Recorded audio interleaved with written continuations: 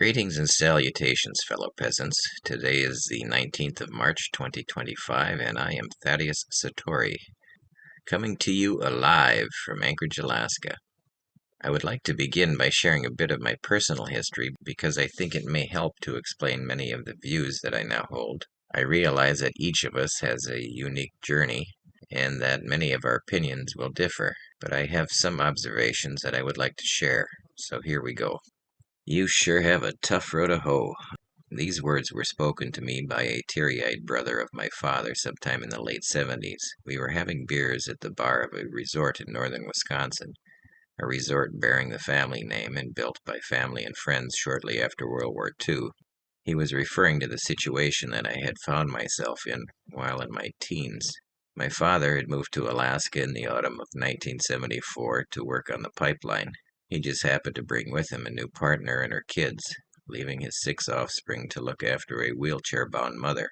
It was crushing to all of us, and hardly a day went by without Chris Christopherson knocking down the first domino in the flood of tears that quickly spread to everyone in the home. To my father's credit, he did not completely abandon us. He sent money home so that we could continue to survive. I hated him for years, but I got past that decades ago. I figure since I never walked a mile in his shoes, I have no idea what he was going through. Let he among you who has not sinned cast the first stone, right? Anyway, it does no good to hold on to the past. It's not like we have a time machine to go back and change anything. 1986 was a blur to me. On January 1st, a close friend of mine, after several failed attempts, had finally succeeded in committing suicide. My mother died later that year in a nursing home on the 11th of June. I felt like I had been hit in the head with a 2x4. It took me decades to figure out why it was so difficult for me, after 2 extensions from my professor, to complete the one term paper that stood between me and my graduation from university. Put simply, I was shell-shocked, PTSD. Like my parents and sisters, I was just another broken human in a sea of broken humans. I had been raised to be a good Catholic school, church, altar boy, choir boy, the whole lot. To this day, I am grateful that I did not encounter a pedophile priest, or that would have really knocked my bubble off center, even more than it already was. In my early teens, possibly earlier, I began to lose my faith and started searching elsewhere for guidance, for explanations. After a long and winding road, the closest I can come is Zen Buddhism, the combination of Taoism and Buddhism, not so much as a religious belief system, but as a way to assist in overcoming suffering. It seemed and seems counterintuitive to look for external solutions to internal problems. The problem is within me, therefore that is where the solution must lie. While I freely admit that I still have a long way to go, I have also made great advances over the years. I don't expect that I will ever achieve perfection, but I won't let the perfect be the enemy of the good either. After all, it is the journey and not the destination.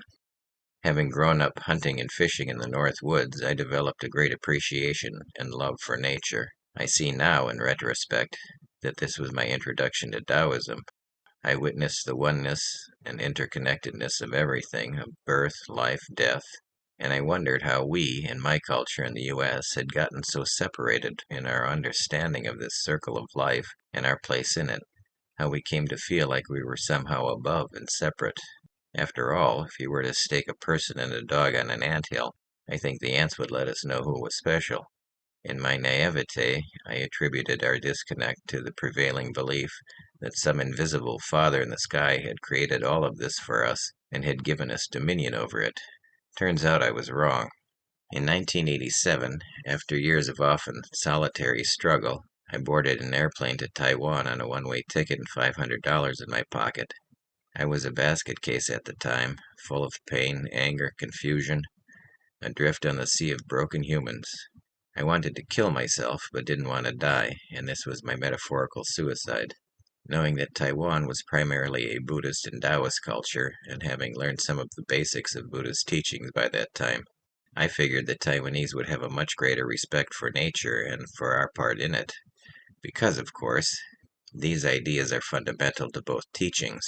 However, the monkey is the monkey, and I found that we humans tend to focus almost all of our attention on the messengers, while mostly ignoring their messages. Reality was conveyed to me in the form of a cartoon wherein a rich Taiwanese man, wearing cheap flip-flops and chewing betel nuts, sat atop a huge pile of trash. The other key takeaway from my years in Taiwan was the realization of just how programmed I had been by my environment with growing up in the United States. I wasn't an ugly American per se, but I was arrogant. I had been told from day one how great my country was and how we did everything the best and how our way was the only way. Thus, it's no surprise that I arrived thinking to myself, what can I teach these people? The Great White Hope, right? Turns out, they had been getting along just fine without me for millennia. I had a lot to learn, humility for one. We act in accordance with our programming, both genetic and environmental, and it appears to me anyway that our evolutionary adaptation for gluttony during rare times of surplus is both maladaptive and indeed detrimental to the continuation of our species in these modern times.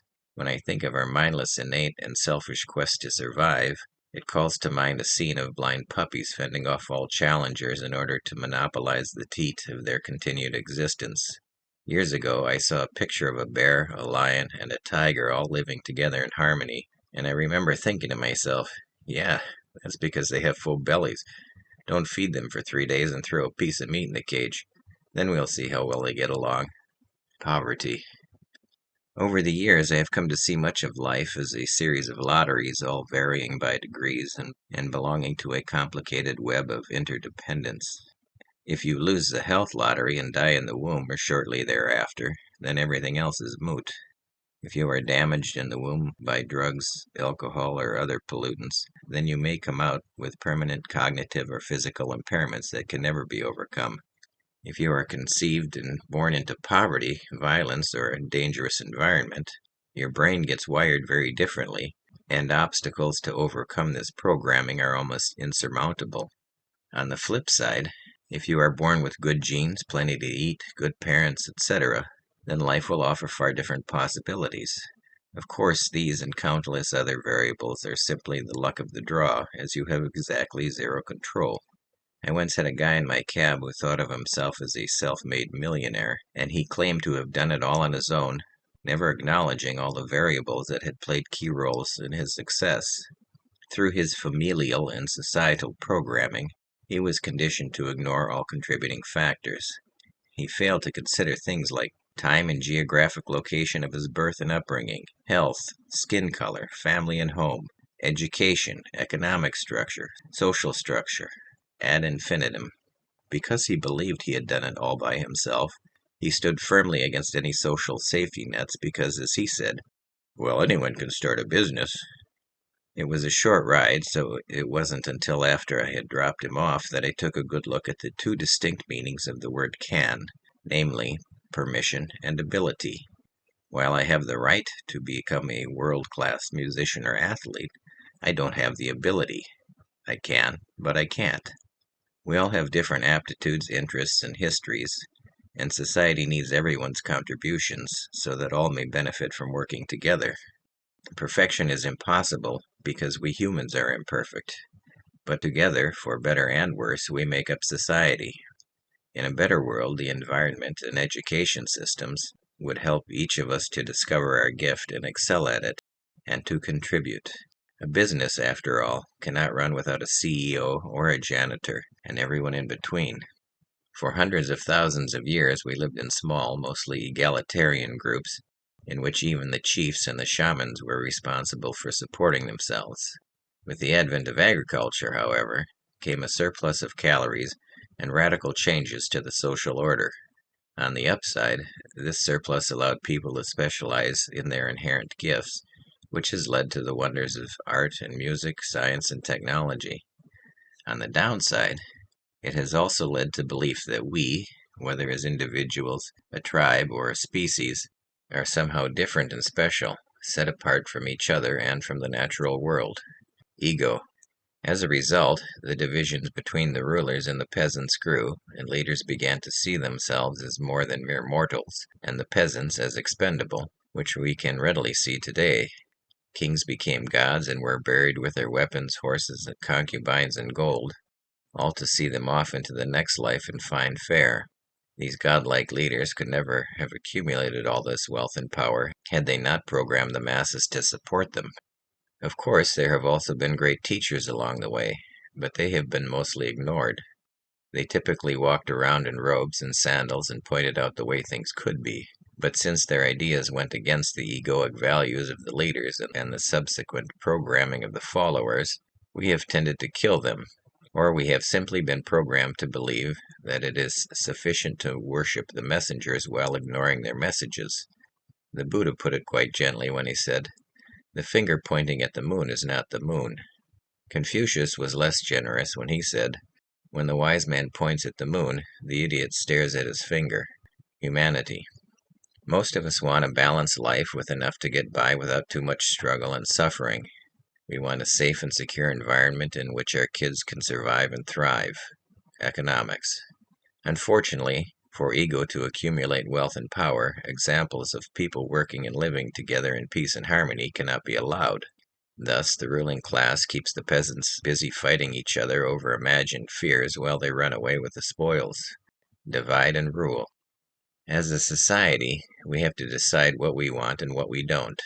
The philosopher John Rawls came up with the idea of creating a society through a, quote, veil of ignorance, end quote, in order to negate any personal biases we all definitely have. This veil of ignorance means that as you create your society, you do it without the knowledge of what your lot will be. So if you want to allow slavery, keep in mind that you yourself might be a slave. If you want to allow 16-hour workdays, odds are you'll be working 16 hours a day. If you want to allow a handful of people to hoard half the pie, odds are that you'll be fighting the rest of the peasants over the remaining half. The golden rule appears to be a good one to apply here. At a gut level, people know the current system is wrong, and they want it changed. The problem with change is that it comes hand in hand with fear and the innate aversion to loss. By its very nature, change brings uncertainty, and no one wants to come out the other side in a worse position than when they went in. This is why it seems absurd to me for the peasants to rely on the rich to set up a fairer system in which the rulers' positions would be reduced. In the 1950s, CEO pay was about 20 times that of the average worker. Now it is about 300. Do you really expect them to cut their own salaries? Would you? When the banks were bailed out with taxpayer money in 2008, the very people who caused the collapse actually gave themselves bonuses, apparently for a job well done. War, of course, is the ultimate form of mass insanity foisted upon the peasants by the rulers. Many years ago I came across a great quote from Hermann Goering, head of the German Air Force and right-hand man of Adolf Hitler. He said the following in an interview in his prison cell following World War II, quote, "Why, of course people don't want war. Why should some poor slob on a farm want to risk his life in a war when the best he can get out of it is to come back to his farm in one piece? Naturally, the common people don't want war, neither in Russia nor England, nor for that matter in Germany. That is understood. But after all, it is the leaders of the country who determine the policy, and it is always a simple matter to drag the people along, whether it is a democracy or a fascist dictatorship or a parliament or a communist dictatorship. Voice or no voice, the people can always be brought to the bidding of the leaders. That is easy. All you have to do is tell them that they are being attacked and denounce the peacemakers for lack of patriotism and exposing the country to danger. It works the same in any country." End quote. And so, rather than allowing people to work together to share in the profits of their labor, we spend massive amounts of money creating more efficient ways in which to kill one another and steal stuff. We could build bridges and roads and schools and hospitals, but then how could a leader afford a helipad on his new yacht or a gold toilet? Because we humans are flawed and lacking in self-discipline, we need to create systems that limit our ability to indulge our dark side. We have done this in many places in the modern world, but we are now witnessing the pendulum swing in the opposite direction in this ongoing battle between ego and enough.